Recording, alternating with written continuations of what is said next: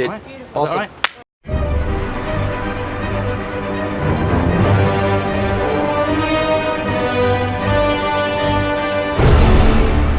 Hey everyone, welcome to the Halsa Health Show. Look, every single month we try and come to you with some cool information about whether it's chiropractic or health. And today we have an awesome guest. His name is James O'Shea. James was a Marine for over 5 years, and he's here to talk to us a little bit today about his experience with chiropractic, because actually he's gone on to study to become a chiropractor. So he's going to talk to us a little bit about today about his experience and how he got into Marines and how he got into chiropractic. So welcome to the show.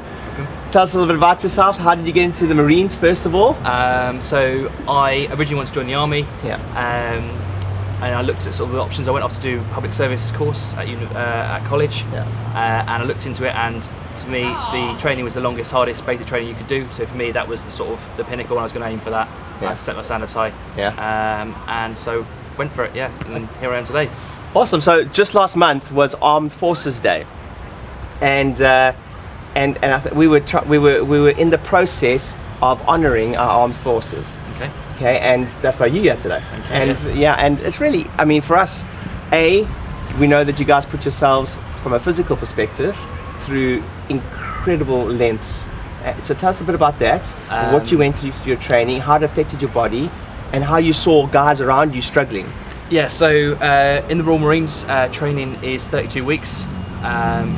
And it's brutal from start to finish. You've got to have a high standard of fitness to start to get in, and they build you up slowly, and it's all progressive. But there's a lot of lads that get injured along the way. There's a lot of lads that a lot of it's mental sort of capability, and yeah, I've seen sort of serious injuries like lads with shin splints. I rolled my ankle in training quite badly, got held back a bit. It took me a bit longer to get through training. And then towards the end of training you do your commando tests, so you've got 4 of them over sort of 5 days. They're pretty intense, and I've seen lads do sort of 30 miles, one of them which is 30 mile across Dartmoor. I've seen lads do that with sort of stress fractures in sort of lower limbs and their feet and stuff, and yeah, you really sort of push a few paces. So would you say that when you, through your time in service, that injury was just kind of part and parcel of every day? Yeah, so in training, injuries happen quite a bit because of the intensity and the level and stuff. And then when you sort of come out of training, you expect to sort of keep those levels of fitness, but the kind of onus is more on yourself. So yeah, not as many injuries, but in training, yeah, especially very prevalent. So what did you do to prevent that, to once you had an injury, to help with that? Well, it's kind of like a big mentality of trying to it's almost mental, like, so lads want to stick together. Yeah. They've kind of gone into a troop together, and they don't want to be held back. So they just try and get through the tests, some of them. And sometimes that compounds a problem, because they're hiding an injury. Yes, and they try and just get on with it. Why, would you say that there was a tendency to hide an injury? Yes, massively. Because they wanted to get through training, they kind of think, right, if I get to that next bit, that's a milestone, and I haven't got to go. I've done that. Yeah. I put that to bed. Yeah. Once I get it done, then I can go sort myself out and then move on from there, as opposed to having to maybe go and do 2 or 3 weeks again. Would it affect your progression if you, let's say, were injured? In training, they've got a very good team there. If they sort of break you, they'll fix you. You go in. They've got state-of-the-art facilities. I think the Exeter Rugby Chiefs use the rehabilitation facilities, so they do get you fit again. Yeah. Okay, fantastic. Now you've left the Marines. Yeah. And you have embarked on a wonderful career to serve again. It's funny because you know, whether you're serving there, you know, in chiropractic you're serving also.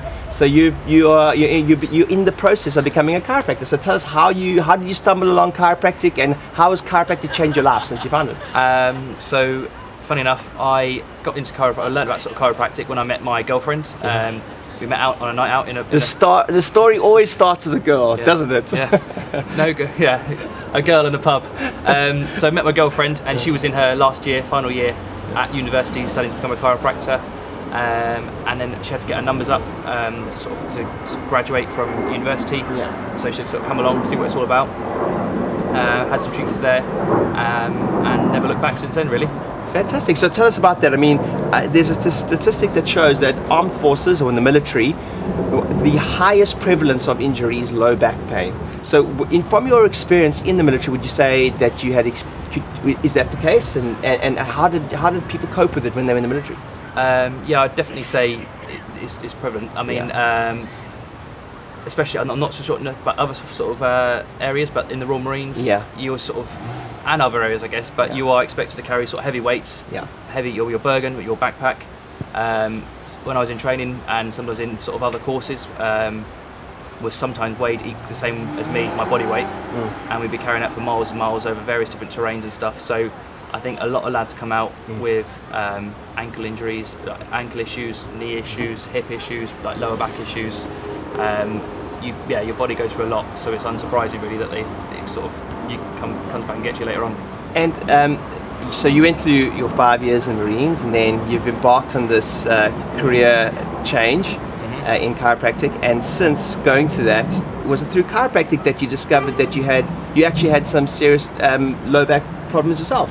Yeah. So I mean, in the Marines, I'd get sort of niggles and aches, but there's a big sort of culture of just sort of like crack on, get on with it.